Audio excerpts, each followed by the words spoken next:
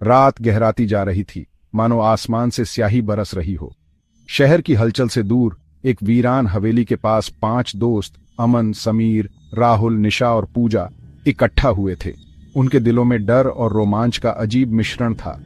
ये हवेली जो कभी गुलजार थी, अब भूतिया कहानियों का अड्डा बन चुकी थी। स्थानीय लोगों के बीच इसकी चर्चा दबी जुबान से होती थी और कई अफवाहें इसके वीरान कमरों में गूंजती थीं। अमन ने, जो हमेशा से ग्रुप का लीडर माना जाता था, अपनी आवाज में आत्मविश्वास भरते हुए कहा, चलो अंदर चलते हैं। उसकी आंखों में एक चुनौती थी, एक ऐसा निमंत्रण जिसे ठुकराना मुश्किल था। बाकी सबने डरते डरते हामी भरी। उनके चेहरों पर डर साफ झलक रहा था, लेकिन कोई भी पीछे हटने को तैयार नहीं था। वे सब एक साथ इस डर का सामना करना चाहते थे, एक ऐसी याद बनाने के लिए जो हमेशा उनके साथ रहेगी। हवेली का मुख्य दरवाजा, जो बरसों से बंद था, एक भयानक चरमराहट के साथ खुला। ऐसा लगा जैसे कोई भूतिया आत्मा उनका स्वागत कर रही हो। दरवाजा चरमराया और सब अंदर चले गए। हवेली के अंदर घना अंधेरा और सन्नाटा था, जो बाहर की तुलना में और भी डरावना था।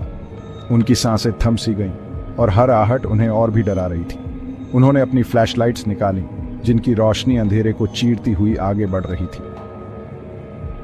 हर कोने में अजीब सी ठंडक और फुसफुसाहटें थीं, जैसे कोई अदृश्य शक्ति उन्हें देख रही हो। पुरानी फर्नीचर पर धूल की मोटी परत जमी हुई थी और दीवारों पर मकड़ी के जाले फैले हुए थे। कमरों में एक अजीब सी गंध थी, जो समय और उपेक्षा की कहानी कह रही थी। ऐसा लग रहा था जैसे हवेली खुद अपनी कहानी सुनाना चाहती हो, एक ऐसी कहानी जो डर और रहस्य से भरी हो।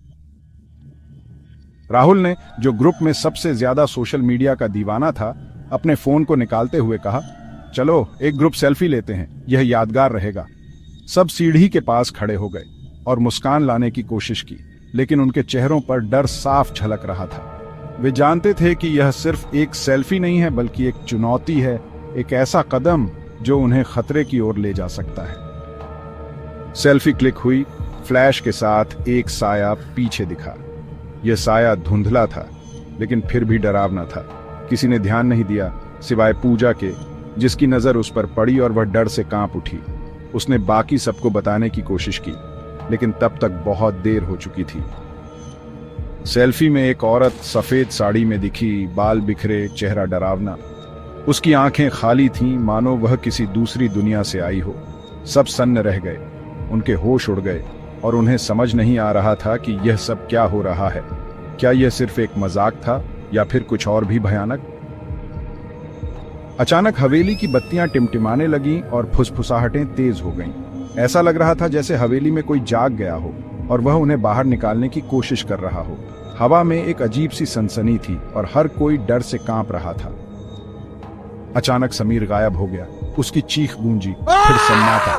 सबने एक दूसरे को देखा। उनकी आंखों में डर और अविश्वास था। वे समझ नहीं पा रहे थे कि समीर कहां गायब हो गया और क्या हो रहा है। क्या यह सब सच था या फिर यह सिर्फ एक बुरा सपना था? निशा भी अंधेरे में खींच ली गई। उसकी चीख भी समीर की तरह गूंजी और फिर खामोश हो गई। अब डर और बढ़ गया और उन्हें लगने लगा कि वे अकेले नहीं हैं। कोई उन्हें देख रहा था, उनका पीछा कर रहा था और उन्हें एक एक करके मार रहा था। बचे हुए दोस्त तहखाने की ओर भागे। कदमों की आवाज गूंज रही थी। वे जानते थे कि तहखाना सुरक्षित नहीं है, लेकिन उनके पास कोई और विकल्प नहीं था। उन्हें बस भागना था और अपनी जान बचानी थी। हर कदम के साथ उनका डर और भी बढ़ता जा रहा था और उन्हें लग रहा था कि वे कभी भी पकड़े जा सकते हैं। तहखाने में एक पुराना शीशा था जिस पर खून से लिखा था, लास्ट सेल्फी। यह देखकर उनके होश उड़ गए और उन्हें समझ आ गया कि वे एक जाल में फंस गए हैं।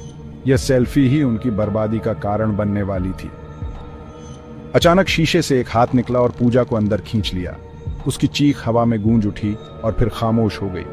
अमन और राहुल ने उसे बचाने की कोशिश की, लेकिन वे नाकाम रहे। वे बस खड़े होकर देख सकते थे और कुछ नहीं कर सकते थे। अब सिर्फ अमन और राहुल बचे थे। वे डर के मारे हवेली से बाहर भागे, पीछे मुड़कर भी नहीं देखा। उन्हें बस अपनी जान बचानी थी और इस भयानक जगह से दूर भागना था। वे जानते थे कि वे कभी भी इस रात को नहीं भूल पाएंगे और यह हमेशा उनके साथ रहेगी। शहर पहुंचते ही उनके फोन पर वही सेल्फी फिर से आ गई। अब दोनों के चेहरे धुंधले थे और भूत की आंखें सीधे देख रही थीं। ऐसा लग रहा था जैसे वह उन्हें चेतावनी दे रही हो कि वे अभी भी सुरक्षित नहीं हैं। उनका डर और भी बढ़ गया और उन्हें लगने लगा कि वे कभी भी इस भूत से नहीं बच पाएंगे। फोन की स्क्रीन काली हो गई, मानो उस भूत ने उनकी आत्मा को अपने कब्जे में ले लिया हो। अब उन्हें कोई उम्मीद नहीं थी और वे जानते थे कि उनका अंत करीब है। अब तुम तीन भी मेरे हो, उस भूतिया औरत की आवाज हवा में गूंजी और फिर सब कुछ खामोश हो गया। उस रात 5 दोस्तों की एक सेल्फी ने उनकी जान ले ली और वे हमेशा के लिए उस हवेली के कैदी बन गए।